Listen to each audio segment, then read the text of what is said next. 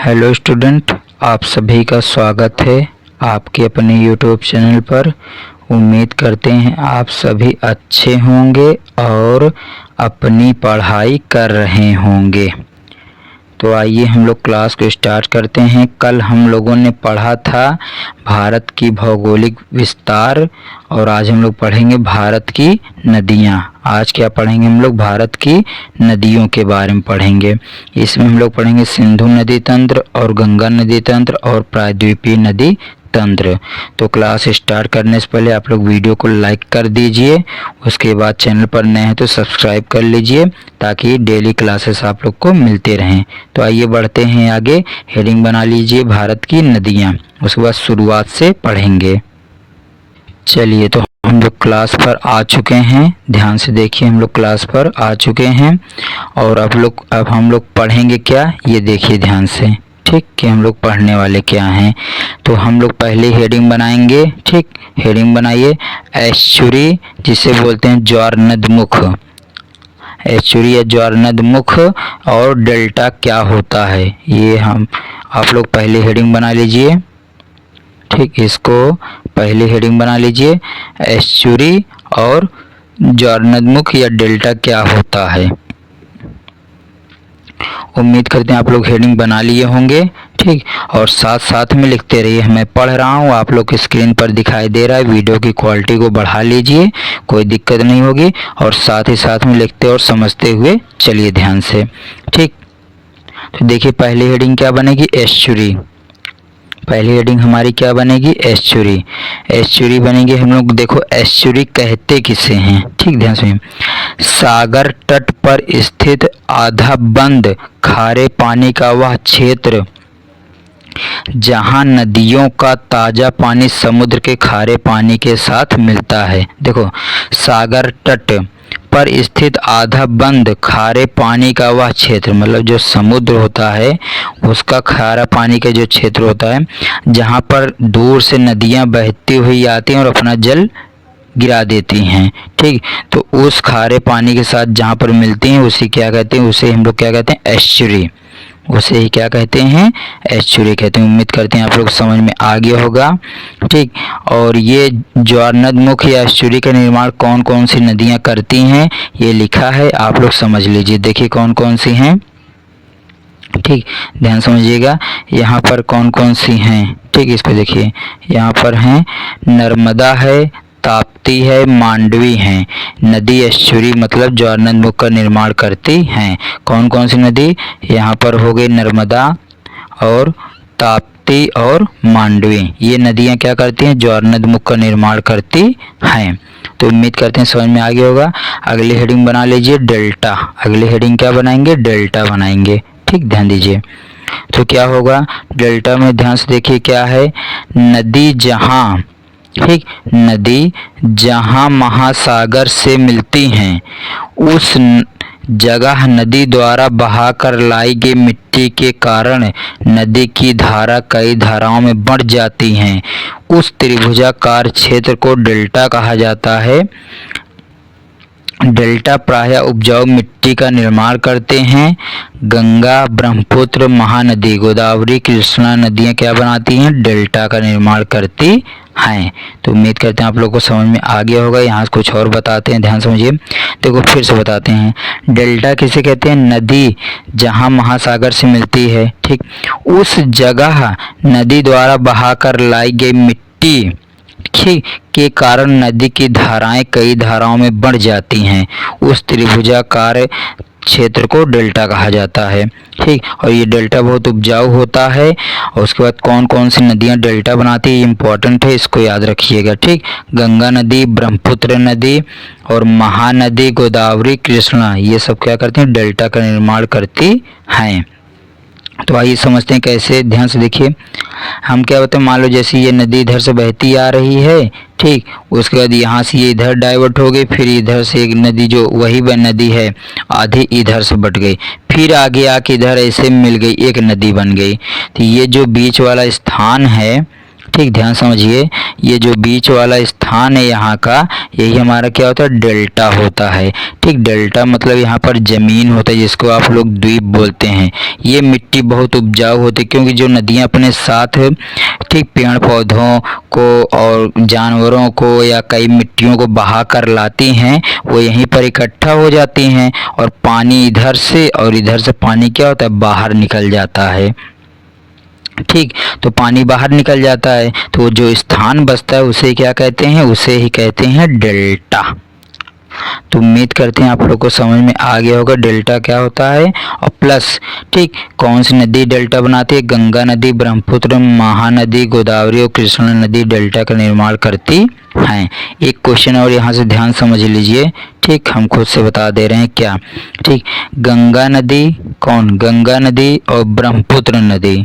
ठीक, क्या लिखे हैं, गंगा और ब्रह्मपुत्र नदी, ये दोनों जो नदियां हैं इनके मिलने से कौन से डेल्टा का निर्माण होता है। ठीक, तो लिखिएगा सुंदरवन डेल्टा। कौन सा डेल्टा का निर्माण होता है, सुंदरवन डेल्टा। तो सर ये निर्माण होता कहाँ है। ठीक, इसका निर्माण होता है पश्चिम बंगाल में, लिख लीजिए, हम बता दे रहे हैं। ठीक, इसका निर्माण कहाँ पर होता है, पश्चिम बंगाल में, डब्ल्यू भी बोल सकते हैं, वेस्ट बंगाल। तो सुंदरवन डेल्टा पश्चिम बंगाल सबसे बड़ा डेल्टा है और किसके संयोग से बनता है, गंगा नदी और ब्रह्मपुत्र नदियों के द्वारा बनता है। ठीक, तो उम्मीद करते हैं आप लोग को एस्चुरी और क्या बोलते हैं डेल्टा दोनों चीज़ें समझ में आ गई होंगी। वीडियो को रोक लीजिए और लिख लीजिए अच्छे से, उसके बाद आगे बढ़िए। ध्यान दीजिए, इसके बाद अगली हेडिंग हम लोग क्या बनाएंगे, यहाँ पर आप लोग अच्छे समझ में आ जाएगा। ठीक, ध्यान से देखिए, यहाँ पर अपवाह तंत्र। अगली हेडिंग क्या बनाएंगे, ड्रेनेज सिस्टम। ठीक, इंग्लिश में क्या बोलते हैं, ड्रेनेज सिस्टम। अब ये चीज़ देखो ऑनलाइन का मतलब है, ये चीज़ हम बोर्ड पर ना बना पाते, जो आप लोगों को 3D डायग्राम दिखा रहे हैं ये बोर्ड पर ना बन पाता, ये आप लोगों को भी पता है। ठीक, तो ध्यान से समझिए कैसे। देखो, तो अगली हेडिंग क्या बनाओगे, आप लोग को पता है ड्रेनेज सिस्टम या अपवाह तंत्र बनाएंगे।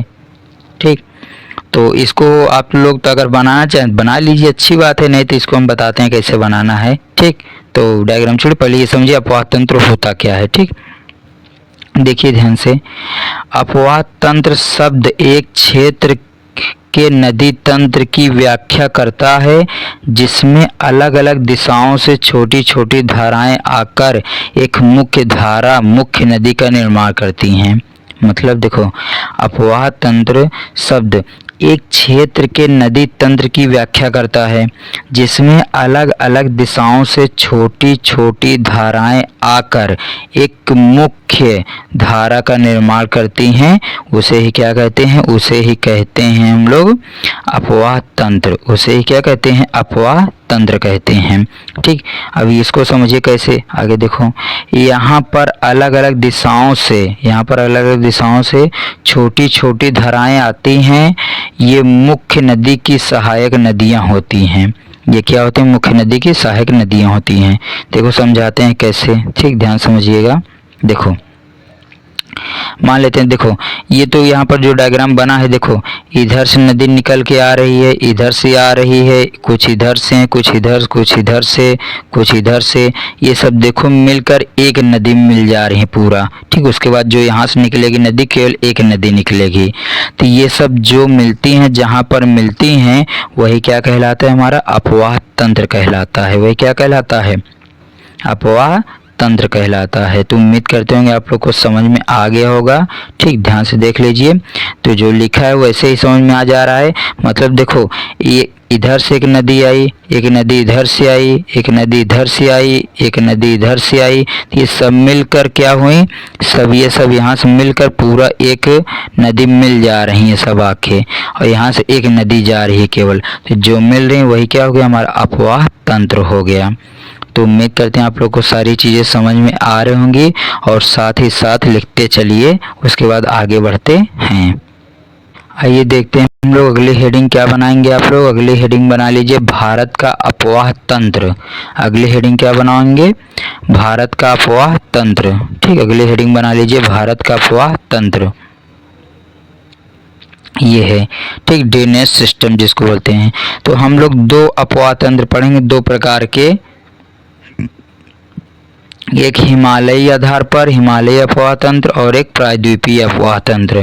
तो इसको आप लोग डायग्राम बना के लिख लीजिए, जैसे बना हुआ है समझ लीजिएगा, ठीक। तो ये जो येलो से लिखा हुआ है, येलो वाला, ये पूरा हो जाएगा सिंधु नदी तंत्र, ठीक। और उसके बाद जो ये ग्रे कलर का, ये हो जाएगा पूरा, क्या हो जाएगा, ब्राउन कलर का गंगा नदी तंत्र। और ये जो है वाइट वाला ब्रह्मपुत्र नदी तंत्र, ठीक, ये हिमालय से हैं। प्रायद्वीपीय नदी तंत्र में कौन सा आएंगे, ये सब देखिए। प्रायद्वीपीय नदी तंत्र नर्मदा, ताप्ती, महानदी, कृष्णा, कावेरी, ये सब क्या है, प्रायद्वीपीय नदी तंत्र हैं, ठीक। ये अपवाह तंत्र हैं। तो इनको बना लीजिए वीडियो को रोक कर, ठीक। और वीडियो बहुत मेहनत से बनती है, आप लोग को पता ही होगा। आप लोग चैनल को शेयर कर दीजिएगा सभी के साथ और सब्सक्राइब भी करवा दीजिएगा, ठीक, ताकि डेली क्लासेस ऐसे करते हैं आप लोग को बहुत अच्छे से समझ में आता रहेगा। आइए आगे बढ़ते हैं, ध्यान से। तो फाइनली देखिए हम लोग कहाँ पर आ गए। तो फाइनली देखिए हम लोग पहुँच आए हैं सिंधु नदी तंत्र, ठीक। हम लोग का नदी तंत्र स्टार्ट हो गया है। तो फाइनली कहाँ पहुँच गए, सिंधु नदी तंत्र पर, ठीक। तो ध्यान दीजिएगा, सिंधु नदी तंत्र के बारे में पढ़ते हैं, ठीक। क्या देखो, सिंधु नदी तंत्र हेडिंग आप लोग बना लीजिए, ठीक। उसके बाद हेडिंग तो बना लीजिए, अच्छी बात है। बाकी यहाँ तो अभी बताए थे उधर सिंधु नदी तंत्र, इसको मत बनाइएगा। हेडिंग केवल आप ये बनाइए जो लिखा है इधर वाला, ठीक। जहाँ पर हम पेन चला रहे हैं आप लोग उसे बनाइएगा, ये वाला, ठीक। ये जो ब्लैक से पूरा है डॉटेड, इसको आप लोग बनाइए, ठीक। इसको बनाने के बाद फिर यहाँ पर जैसे लिखा है सब कुछ वैसे आपको लिखना है। ये तिब्बत का पठार है जो चीन में है, इधर चीन है आप लोग को पता है, इधर पाकिस्तान ये भी पता है, इसलिए मैं पहले से ही पढ़ा दिए थे। तो यहीं एक झील है मानसरोवर झील, क्या है, मानसरोवर झील, इसी से इसका निर्माण होता है, ठीक है, इसका उद्गम होता है। एक शब्द तुम लोग के यहाँ पर मिलेगा, उद्गम, ठीक। तो उद्गम मतलब क्या समझेंगे आप लोग, उद्गम मतलब ये समझिएगा कि उत्पत्ति हो रही है, कहाँ से इसका ओरिजिन होता है, ठीक। उद्गम मतलब ओरिजिन, ठीक। तो यहाँ से सिंधु नदी निकलती है और ऐसे होते हुए ऐसे अरब सागर में आके गिर जाती है। इसके आगे और पढ़ेंगे इसमें कौन कौन सी नदियाँ मिलती हैं। तो पहले आप लोग इसके बारे में लिखिए, ठीक। सिंधु नदी के इधर पाकिस्तान में जाती है, ठीक। इधर कहाँ जाती है, पाकिस्तान में होते हुए जाती है। और अगर ध्यान समझिए, देखो यहाँ चाइना से कहाँ गई, ये भारत में और यहाँ पाकिस्तान में, इसीलिए देखो यही वाली नदी अभी बंद हुई थी ना, जब ऑपरेशन सिंदूर चला था, सिंधु नदी को पानी रोक दिया गया था। अब यहीं पर अगर हम लोग लॉक लगा दें यहीं पर, ठीक, बांध बना के लॉक लगा दें, तो क्या होगा कि आगे पाकिस्तान को पानी मिलेगा ही नहीं, तो पाकिस्तान क्या होगा, प्यासा मर जाएगा, ठीक। तो इसको ध्यान से समझिएगा। बाकी लिखिए ध्यान से, क्या सिंधु नदी तंत्र ये लिखा हुआ है, इसको लिखिए बाकायदे अच्छे से, ठीक। इसको लिखेंगे क्या, सिंधु 3 देशों से में होकर बहती है, चीन, भारत और पाकिस्तान। चीन, भारत और पाकिस्तान, चीन से आई भारत में, भारत से आ गया पाकिस्तान में। तो उम्मीद करते हैं समझ में आ रहा होगा। अब उसके बाद लिखिएगा जो लिखा हुआ नीचे, चीन के तिब्बत स्थित मानसरोवर झील के निकट से इसका उद्गम होता है और उत्तर पश्चिम दिशा में बहती हुई ये नदी भारत के लद्दाख के दमचोक के पास से भारत में प्रवेश करती है। भारत के लद्दाख मतलब देखो लद्दाख यही तो है, और यहीं से भारत में प्रवेश की और यहाँ से भारत में निकली। ये स्थान को कहते हैं गिलगिट। इस स्थान को क्या कहते हैं, गिलगिट। गिरगिट नहीं, गिलगिट, ठीक। क्या बोलते हैं इसको, गिलगिट बोलते हैं। आप लोग बहुत मज़ा लेते रहते हो, ठीक। तो क्या बोलेंगे इसको, गिलगिट बोलते हैं, ठीक, गिलगिट। तो गिलगिट से होकर पाकिस्तान में प्रवेश करती है। आइए यहाँ पर देखते हैं, ठीक।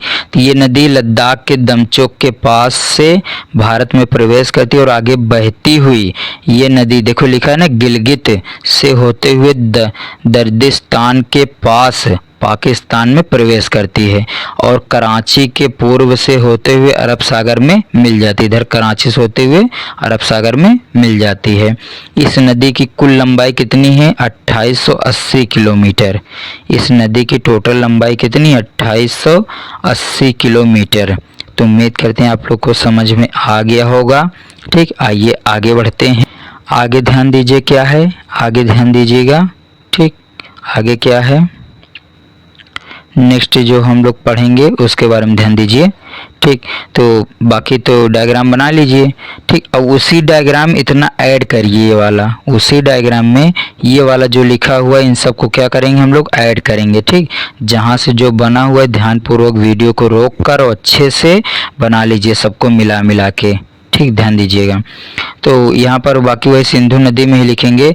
भारत का लेह शहर सिंधु नदी के दाएं तट पर स्थित है। भारत का लेह शहर, ये देखो लेह है ना, लद्दाख लेह, तो ये दाएं तरफ ही, इधर आप अगर मान लोगे हम इधर से ऐसे जा रहे हैं, ठीक, तो हमारा दाहिना यही तो होगा ना। तो इसी तरफ कौन सा स्थित है, क्या कौन सा शहर है? लेह शहर स्थित है। उम्मीद करते हैं आप लोग को समझ में आ रहा होगा। उसके बाद इसको भी रेज कर देते हैं। ठीक, ध्यान समझिए। और आप लोग जितना डायग्राम बनाए खूब अच्छे से आँख खोल कर देख देख के बढ़िया से इसको बना लीजिए। देखो सबसे बड़ी नदी हमारी सिंधु हो गई। ठीक, सिंधु वाली पहुंची। उसके बाद फिर देखो यहाँ से एक और निकल रही है जिससे हम लोग ये सतलज बोलेंगे। ठीक, और उसके बाद यहाँ से व्यास नदी, रावी, चेनाब, झेलम नदी। ठीक, ये सब आगे सब आगे मिल कहाँ जाएंगी? सब सिंधु नदी से मिलकर अरब सागर में अपना पानी गिरा देंगी। सिंपल से वन लाइन में क्वेश्चन भी आता है, सतलज नदी अपना पानी कहाँ गिराती है? अरब सागर। व्यास नदी, सब देखो पहले तो ये सब मिलेंगे सिंधु नदी में, उसके बाद सिंधु नदी के साथ मिलकर अपना पानी कहाँ गिराती हैं? अरब सागर में। तो उम्मीद करते हैं आप लोगों को समझ में आ गया होगा। डायग्राम बना लीजिए अच्छे से वीडियो को रोक करके। ठीक, और बाकी जो लिखे उसको समझिए। ठीक, आगे सिंधु नदी अरब सागर में मिलने से पहले 5 प्रमुख सहायक नदियां आकर मिलती हैं। मतलब सिंधु नदी यहाँ अरब सागर में जब मिलेगी इससे पहले इसमें 5 नदी आकर मिलती है। कौन कौन सी? देखो लिखे हैं ना, चेनाब, झेलम, रावी, व्यास और सतलज नदी। ये पांचों नदियाँ सिंधु नदी के अरब सागर में मिलने से पहले आकर मिल जाती है। मतलब ये पांचों और सिंधु नदी 6 के 6 नदी अपना पानी कहाँ गिराती हैं? अरब सागर में। 3 में से कोई भी पूछे सीधा बता देना। अगर पूछे रावी, झेलम, चेनाब और व्यास, सतलज नदी पानी कहाँ गिराती हैं तो इसको बताना सिंधु नदी में। अगर पूछे सिंधु नदी के साथ मिलकर कहाँ गिराती हैं तब आप लोग का आंसर क्या होगा? अरब सागर। तो उम्मीद करते हैं आप लोगों को सारी चीज़ें समझ में आ गई होंगी। ठीक, अब यहाँ तक आज पढ़ लीजिए, पूरा अच्छे से रिवीजन कर लीजिएगा। फिर मिलेंगे नेक्स्ट क्लास में। वीडियो को लाइक कर दीजिए और चैनल पर हैं तो चैनल को सब्सक्राइब कर लीजिए और नोटिफिकेशन ऑन कर लीजिए ताकि डेली वीडियो की नोटिफिकेशन आप लोग को मिलती रहे। और अपने सभी दोस्तों रिश्तेदारों के साथ वीडियो को शेयर कर दीजिए जो क्लास 10 में इस बार बोर्ड की तैयारी कर रहे हैं। सेम टू सेम आप लोग को पेपर में क्वेश्चन मिलने वाला है। तो आप लोग इसकी चिंता छोड़कर अपनी सारी चिंता लगाइए पढ़ाई पर। ठीक, पूरा फोकस पढ़ाई पर करिए और अच्छा नंबर लाइए। मिलते हैं नेक्स्ट वीडियो में, तब तक के लिए धन्यवाद।